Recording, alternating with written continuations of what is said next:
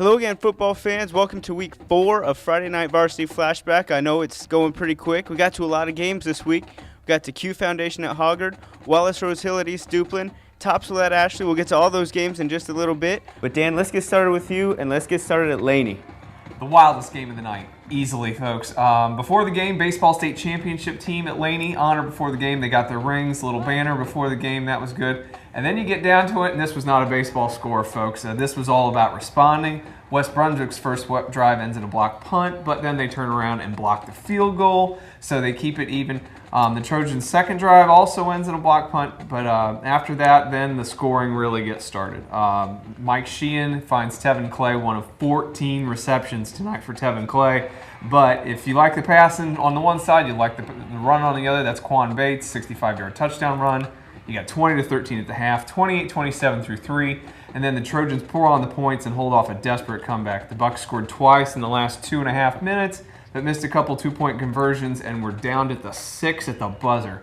42-39 in this one. Sheehan threw for 455 and 5.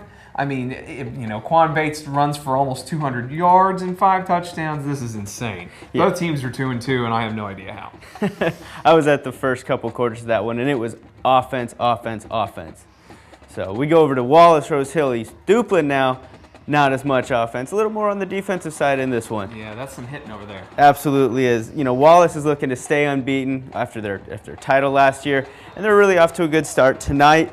They ran into some tough breaks. They missed a field goal early. They had a fumble that looked like DeJuan McKenzie was going to go all the way back about 75 yards for a scoop and score.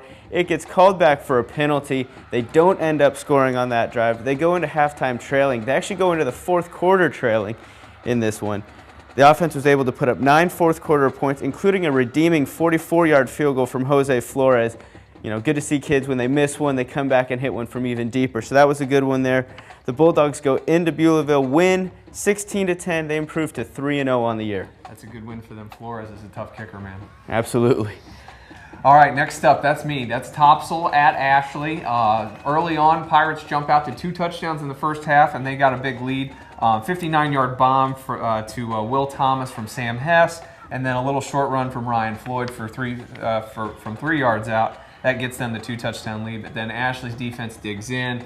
Their secondary can hit a little bit, so I think they started finding their range, got a blocked field goal at the end of the half, and then got a couple runs from Alex Kennedy and a 30-yard field goal early in the fourth quarter from Justin Wayne, and they go on to win 17-14. That's a 2-game winning streak for the Screaming Eagles. Yeah, and we've seen a couple times now, Ashley, when that pass isn't necessarily working, they're not afraid to go to the ground. I think they're finding some balance, and that's helping them a lot. Absolutely, absolutely.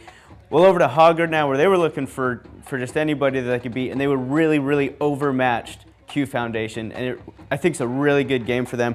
Javon Jenwright did not get the start at quarterback tonight. Christian Pavermo did. He looked pretty good in the first half, got Hoggard up to a 17-0 lead. Q Foundation really didn't help their cause, turning the ball over. Falcons quarterback Marquise Gaston looked to keep it. He was stripped. Nicholas Bannerman went the other way, looked to have a scoop and score on his own, but he got run down. Charles Crawford said, "No worries, I got you." He covered it up, set up good field position for Hoggard. That led to a 3-yard score from Kendrick McDuffie Mitchell. Hoggard went up 23-0 at that point, right before the half. Their defense managed to pitch to shutout the rest of the second half. Jenwright came in for some cleanup duties, really kind of ran the clock out, and Hoggard looked good, got the win they needed. They're up to 1-3 on the year now. That's exactly what needed to happen for them. Go in, get the game done, get out of there, win, and let's build on this. Absolutely. Long season still for them to play. They can still get back into the mix. Absolutely. Let's get to some other notable scores on the evening. New Hanover went to Southeast Raleigh, walked out of there with a 13-12 win. They improved to 3-1 on the year. East Bladen stays unbeaten with a 49-14 win over Clinton. North Brunswick 34-20 over East Columbus. They're 3-1 now on the year. That's a second half shutout for the Scorpions, who couldn't stop anybody for about 2.5 games. Coach Gary Bishop said he was really, really pleased with how his guys turned out in the second half in that one. Whiteville, they fell to Lumberton. Lumberton looks for real. That was a 42-14 win. South Brunswick and Terrell Stanley, they go to 4-0 with a 40-10 win. Pender stays unbeaten with a 38-8 win, and Trask wins 34-12 over West Columbus. A lot of good scores tonight. Dan, give me one key thing that stood out for you tonight. One key thing, and it was the last score you talked about, Trask beating West Columbus. That was a big game. It was expected to be tight, and Trask stomped on him. Coach Glenn Sellers said afterward that his offensive line is a bunch of young kids, and he had no idea how they were going to respond this year, and he's really, really happy with things. If they can keep playing well, they'll bug Pender and Wallace and James Keenan in the Tri-County Conference in a couple of weeks. Tri-County is one of the toughest conferences right now, record-wise. Well, that's it for us this week, Week 4. Tune in on Wednesday as we preview Week 5 games. Come back again next Friday for Friday Night Varsity Flashback Week 5. For Week 4, this is Aaron Schoonmaker with Dan Spears. Always be sure to tune in to StarNewsVarsity.com.